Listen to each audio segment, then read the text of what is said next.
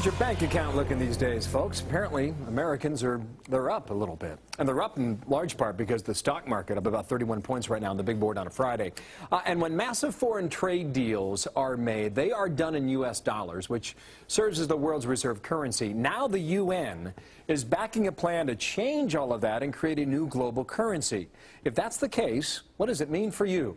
David Lee Miller is live in New York. David Lee, good morning to you. How serious is this idea? Right now, it is not very serious, but it still poses a threat to the U.S. This, of course, is what we're talking about, the U.S. dollar. And who doesn't love the U.S. dollar? Well, as you point out, apparently some economists at the United Nations, they issued a recent report at the UN Conference of Trade and Development just a few days ago. And that report said that part of the world's recent financial crisis is to be blamed on trade imbalances as well as the current system of currency and capital rules. But like it or not, Bill, the dollar remains the most popular currency in the world. It is the standard by which all other currencies are judged. When you trade commodities anywhere in the world, what do they use? They use the U.S. dollar. Beyond that, just about every country has reserves in the event of a rainy day, and those reserves are U.S. dollars. Why U.S. dollars? Because they are seen as the most stable.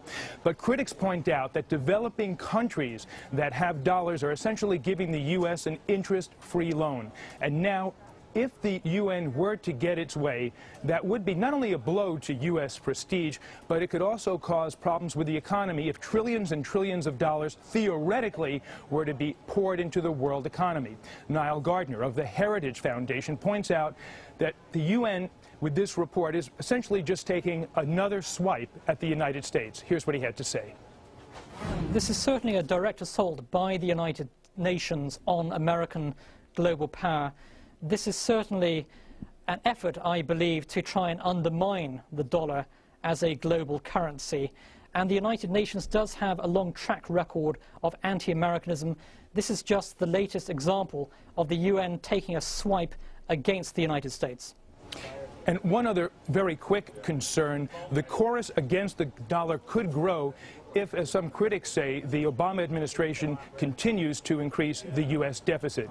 But if there is going to be any change, Bill, it could be years or even decades away. Wow. Back to you. David Lee, thanks. David Lee Miller live here.